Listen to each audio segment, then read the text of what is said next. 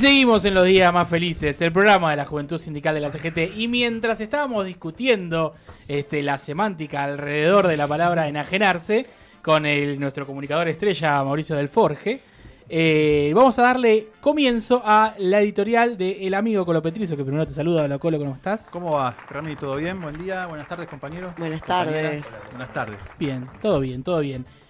Bien, defensa del modelo sindical argentino. Colorado Petrizo, todo tuyo. Defensa del modelo sindical argentino. Qué palabra fuerte, ¿no? Porque si hablamos de defensa tenemos que dimensionar contra qué lo estamos defendiendo, ¿no? Contra qué sistema, contra qué modelo, contra quiénes. ¿Bien?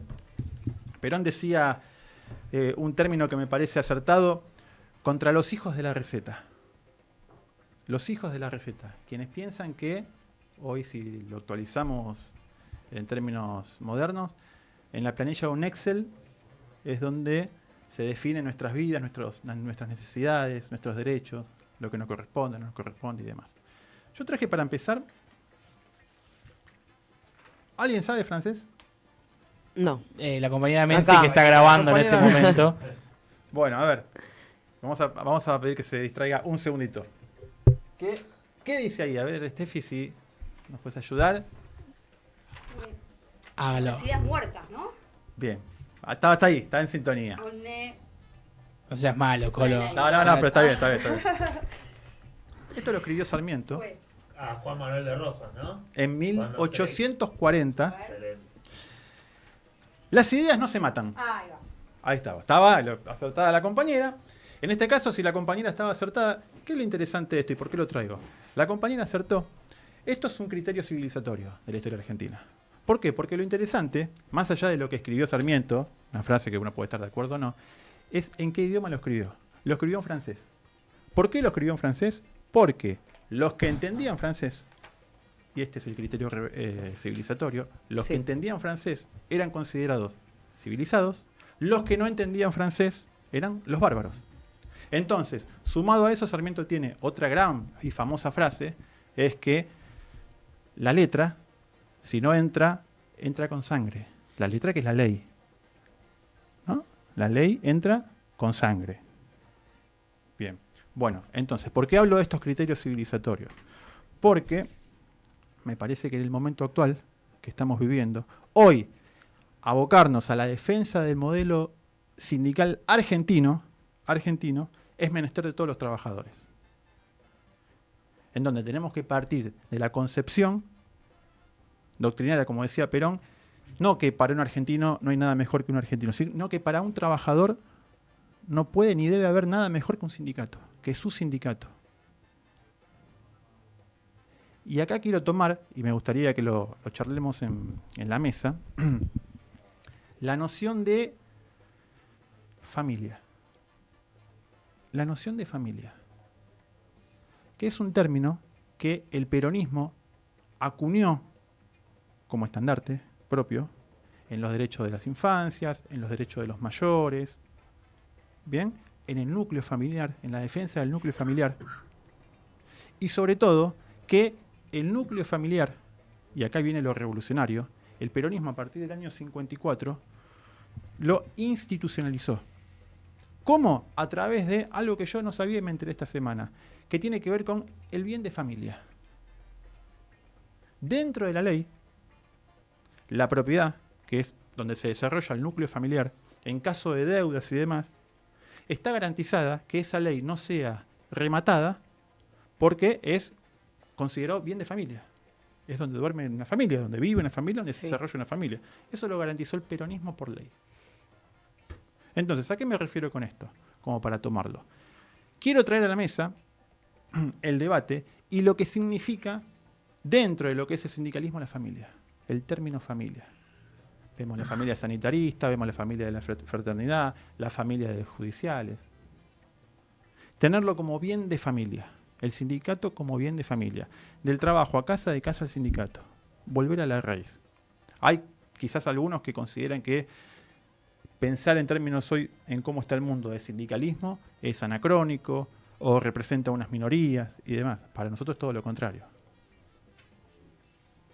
Porque ustedes fíjense que en los países capitalistas, sobre todo en Estados Unidos, en los últimos 10 años, el sindicalismo en cadenas multi-ya globales como Starbucks, no me acuerdo cuál otra así, gran cadena que tiene sucursales en todo el mundo, se empezaron a sindicalizar los trabajadores. Mismo pasó en Brasil, cuando las aplicaciones, los que trabajan en esas aplicaciones, han hecho un piquete quemando los estuches que les dan las aplicaciones de Mercado Pago, de Rapipago y demás. De Globo. De De Globo. Globo. De Globo. Entonces, la sindicalización está en proceso. Está en proceso. Imagínense una Argentina con más del 50% de pobres, donde la producción pasó a ser hoy una palabra prohibida, porque hoy en lo líquido, en la rapidez, en la especulación, está el valor del dinero y no en el trabajo. Imagínense si los sindicatos empiezan a perder fuerza. Imagínense si esta idea y esta discusión que llevó la Cámara de Diputados, la legislación, de querer democratizar, entendiendo la democracia, no como cada uno que tenga, porque democracia donde cada uno decide lo que quiere no es democracia. Eso es un error. La democracia es donde hay consenso, donde sabemos para qué lado vamos, donde hay conductores, donde hay derechos, donde hay obligaciones, por sobre todas las cosas. O tratar de debilitar, porque todas están pensadas para debilitar al sindicalismo. Una de las que hago mención, por ejemplo, es la posibilidad de que se incorpore un 25% de las minorías en las dirigencias sindicales. Eso lo que busca es debilitarlos.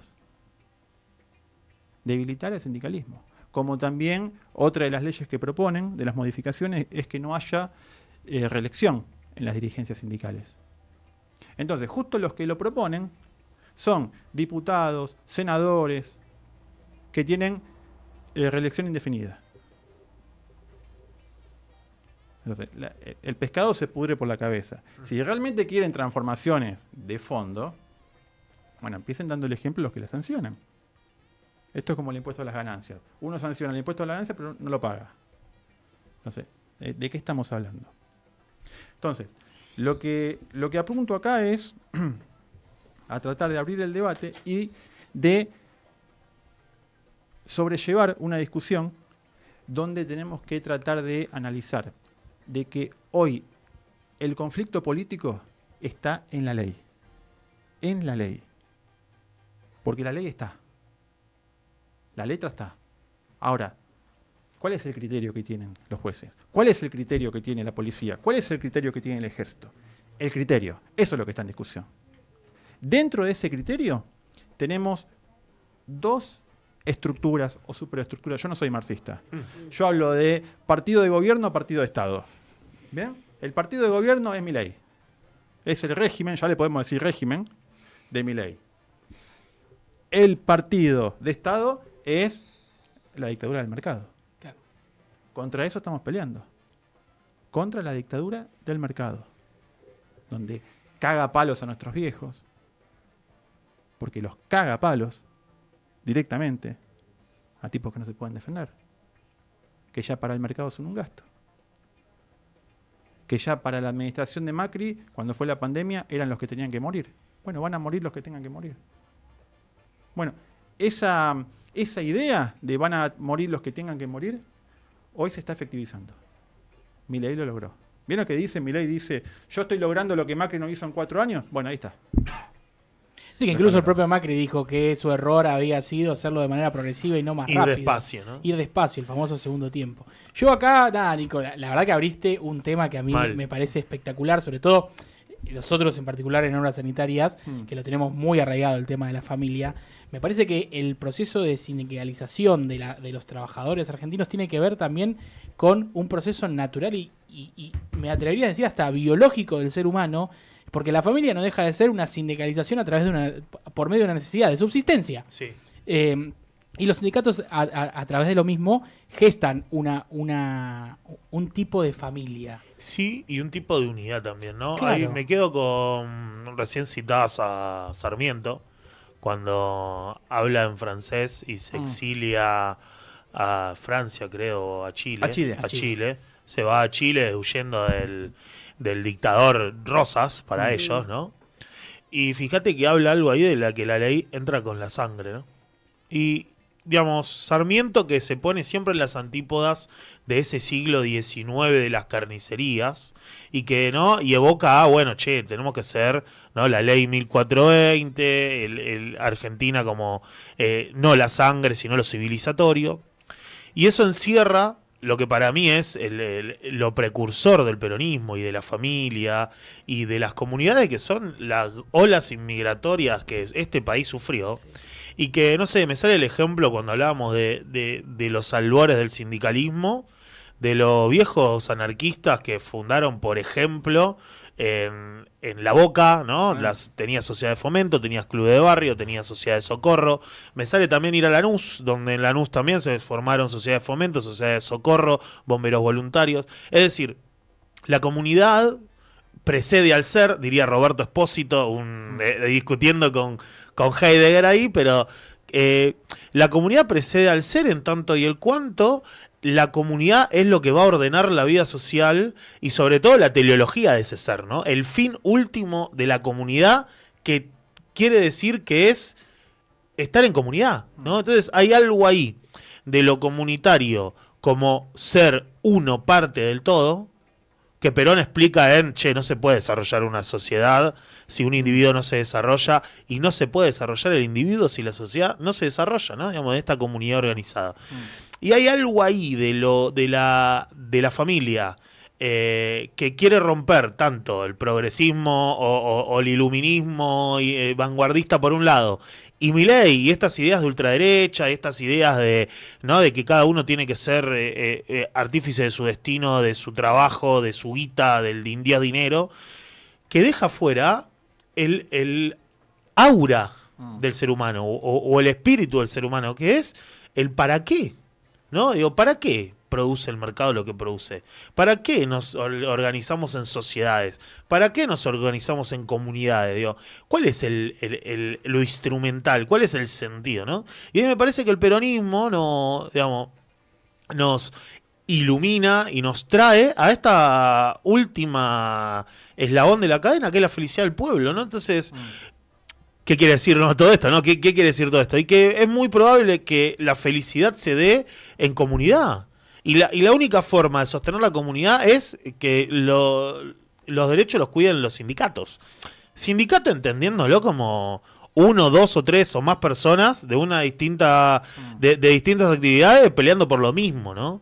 Entonces digo, ahí quizá habría que hacer el ejercicio, esto también devuelvo la pelota hacia el por qué la palabra sindicato o por qué el sindicalismo fue el objetivo de esta posverdad o muchos actores de la sociedad en detrimento de ese sindicalismo para poder destruirlo o intentar teñirlo de corrupción, de desatino, de miseria, de runfla, ¿no? Digamos, características que según uno lee hacia el interior de la historia argentina son características que tienen los Toto Caputo, los Sturzenegger, los funcionarios de ese modelo de secuaz de vaciamiento de la Argentina, no del Estado, ¿no? Digamos, de la Argentina como patria, como nación. Desde ahí leía una cosita, hoy salió un programa Vino por el Desarrollo, donde estuvo Jacobiti y Abel Medina, discutiendo acerca de los cuadros que forman la universidad. Entonces Jacobiti traía un tema a la mesa, que quizá puede ser disparador para otros días, acerca de, si Sturzenegger y Caputo, que se graduaron en nuestra universidad, son anti-Argentina como son, hay un problema en la universidad también. Pero más vale. Pero más vale. ¿No? Sí. Más allá de... Entonces, hagámonos cargo de lo que hay que hacerse cargo, ¿no? Es que me parece que un poco también es en los ámbitos donde caemos en él, todavía no es tiempo para hablar de estas cosas o no nos da para hablar de estas cosas. Realmente, lo que fueron las elecciones la semana pasada en las universidades de Buenos Aires. Sí. Y la gran mayoría fueron ganados por la Franja Morada, excepto 4 universidades. FADU, que nunca le había ganado el peronismo. Nunca. La 15 en Sociales, La con 15 una en agrupación Sociales. ahí peronista. Y no me acuerdo Y qué Filo más. y Letras, Filo 3. y Filo en Puan. 3, Filo y Puan. Entonces, todos sabemos, acá, y voy a usar un ejemplo capaz el más desertado, pero todos sabemos que se roban autopartes que se venden Warnes. autopartes robadas en Warnes y nadie hace nada. Bueno, todos sabemos que la Universidad de Buenos Aires es la que forma los presidentes de la nación. Bueno, vamos a ver qué tareas nos tenemos que dar ahí, que me parece que hay un montón de organizaciones que lo hacen, pero bueno, hay que profundizar en ese canal de acción. Me parece que hoy estamos en un momento en el cual las excusas de no es tiempo para hablar de esto, ya no entran, porque básicamente el pueblo argentino, nuestro sujeto revolucionario, decidió elegir un tipo que está fuera de la política. Sí. O sea, Javier Milei representa lo que representa, y la imagen negativa de Javier Milei no sube, mejor dicho, porque la gente está harta de la política. Sin duda. Y entonces por eso no se toma el tiempo para analizar y ver qué cazzo hace de su vida Javier Milei y todas las contradicciones que tiene en su discurso. Por eso es interesante acá analizar lo que hablaba el compañero Alejandro, de que históricamente el movimiento obrero y los sindicatos siempre han combatido al poder de turno. Ustedes fíjense que a través de la historia siempre los trabajadores fueron recibidos por la historia oficial con represión. Siempre hubo masacres. Siempre fueron recibidos por una masacre. Incluso, perdón, Sí. aporto una cosa. Ramos Mejía ya en fin del siglo XIX, ¿no? Digamos, en principio, fin del siglo XIX, con toda la inmigración y todo, diciendo, che, loco, ojo con las masas, porque se pueden organizar y te pueden votar a rosas. Exacto. ¿No? Ojo con la amenaza de las masas. Y está en la naturaleza. Ujú. Esto lo veía Aristóteles. O un hormiguero, un panel de abejas, no es un sindicato. Claro. Hay una organización colectiva Sí. de laburantes, porque la verdad que lo que laburan las hormigas y las abejas no tiene nombre. Eso es un sindicato. Está en la naturaleza. Ujú. Sí, bueno, y es como siempre recaemos en esto, o sea, el acierto del peronismo en sentar sus bases sobre cuestiones identitarias de un pueblo y a veces hasta propia de la biología, si se quiere, es lo que lo hace como una respuesta ante un mundo pleno en individualismo, donde no importa la existencia del otro. Y el ser humano es un ser empático, entiende y tiene incluso áreas de su cerebro que se encargan de ver qué pasa con el otro. Entonces, bueno, nosotros es ahí. O sea, me parece que en esto a mí me gusta decirlo mucho, pero hay gente que no le gusta que decirlo así, que el peronismo tiene la verdad. Es que en esto, es que tienen un sustento en idiosincrasias culturales y en cuestiones hasta biológicas, Sin duda. si se quiere. Pero bueno, cuando nosotros hablamos de esto, supuestamente somos enfermos, que no tenemos poder de Sí, unos análisis, canales, claro, encerrados, claro, nosotros, sos un termo, etcétera. etcétera. Pero bueno, como nos gusta encerrarnos y ser termos y discutir entre nosotros, estamos acá. Pero lamentablemente hemos llegado al fin de esta edición de Los Días Más Felices y nos vamos a ir, como siempre, recordando que los días más felices fueron, son y serán peronistas.